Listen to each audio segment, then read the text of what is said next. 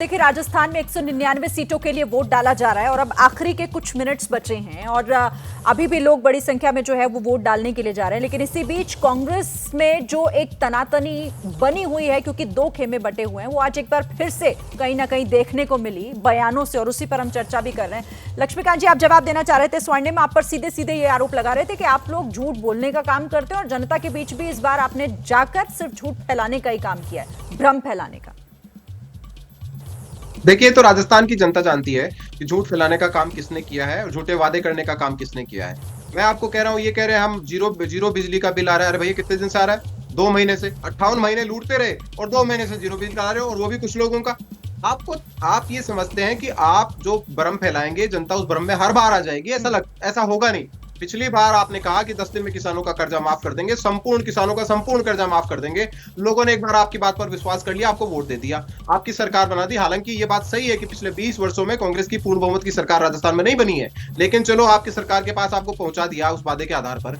आप ये मानकर चलिए कि आप दोबारा, आपको क्या उस वादे से आपके ठगे जाएंगे लोग? आप जो बोलते हैं आप वो करते नहीं। आप इतनी बड़ी बड़ी बातें करते हैं। आपके पास पिछले 4 महीने से राजस्थान के कर्मचारियों को देने के लिए सैलरी के पैसे नहीं है, अस्पतालों में देने के लिए दवाई नहीं है, जो अस्पताल में जिनकी जान चली जाती है उनको उड़ाने के लिए कफन के पैसे नहीं है, और आप बातें करते हो बड़ी बड़ी। आपकी बात को कौन मानेगा? मैं आपको फिर कह रहा हूं कि राजस्थान एक तरफा माहौल बन चुका है। राजस्थान में भारतीय जनता पार्टी ऐतिहासिक बहुमत की ओर बढ़ रही है, अपने ही 2013 के रिकॉर्ड को तोड़ने जा रही है। मैं फिर आपके जो दर्शक राजस्थान के आपके चैनल को भी देख रहे हैं उनसे अपील करूंगा कि 6 बजने में अभी कुछ समय बाकी है। अगर 6 बजने के अंदर अंदर वो पोलिंग बूथ के अंदर चले जाते हैं तो उनका वोट डाला जाएगा। इसलिए जो लोग भी वहां जा रहे हैं वो अपने मतदान का प्रयोग करें। मैं आपको फिर कह रहा हूं कि कांग्रेस पार्टी की अराजक सरकार हमेशा के लिए राजस्थान से जा रही है, जिसने राजस्थान को केवल और केवल लूटने का काम किया। मैं आपको 1000 उदाहरण गिना सकता हूं यहाँ बैठकर, जिसके कारण राजस्थान की जनता कांग्रेस पार्टी को लोगों ने अपने पॉलिटिकल मंचों से भी सुनाए हैं, तो यहाँ सुनाने का कोई मतलब नहीं है। संजय जी, आपके पास आते हुए, देखिए, वादे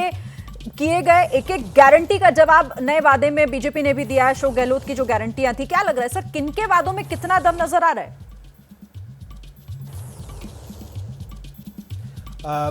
देखिए शिरीन, जिस पार्टी की सरकार होती है तो उसके वादों में ज़्यादा इफेक्टिवनेस रहता है, क्योंकि सरकार में रहते हुए वो तमाम स्कीम्स लेके आती हैं। ये ज़रूर है कि मेरा अपना मानना है कि गहलोत सरकार ने स्कीम्स लाने में देरी कर दी, लेकिन अगर आप स्कीम समय पर लाते हैं तो वो स्कीम जनता तक पहुंचती है, और जिन लोगों को उस स्कीम का फ़ायदा होता है उनका वोट रूलिंग पार्टी की तरफ झुका हुआ दिखाई पड़ता है। ये सिर्फ राजस्थान की बात नहीं है, तमाम राज्यों में ऐसी ही स्थिति दिखाई पड़ती है।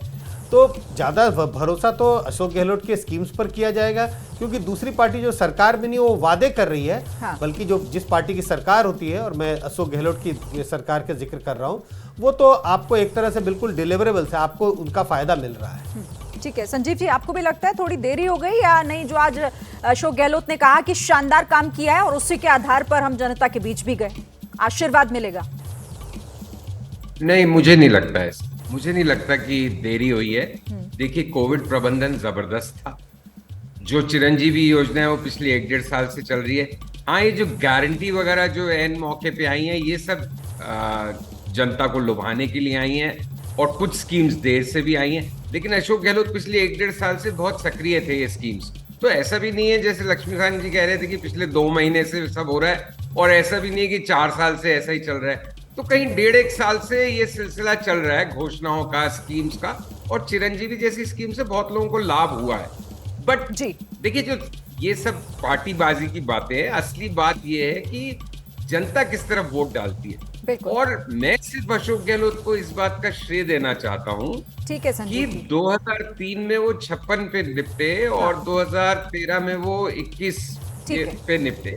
इस बार मुझे लग रहा है कि मेरे पास कमी है। अब देखिए, अब सब वादे इरादे सब तो हो गया, लोगों ने देख भी लिया, और अब आज वोट का दिन और आखिरी चंद मिनट अब बचे हैं, और 3 तारीख को नतीजे सामने होंगे, जो पूरी तस्वीर साफ हो जाएगी। बहुत शुक्रिया आप सभी का हमारे साथ जुड़ने के लिए और इस चर्चा में शामिल होने के लिए। जैसे ही घड़ी का काटा दोपहर 2:30 पे आए, बबीता जी का दिल सास बहू साजिश के लिए मचल जाए, और ये है इनकी बहू। पूरे दिन ऑफिस की टेंशन हो जाए गॉन जब ये करें अपना फेवरेट शो फ्री टाइम पे ऑन। इनकी तरह आप भी देखें अपना फेवरेट शो अपने टाइम पर, और डाउनलोड कीजिए एबीपी लाइव ऐप अपने स्मार्ट टीवी पर।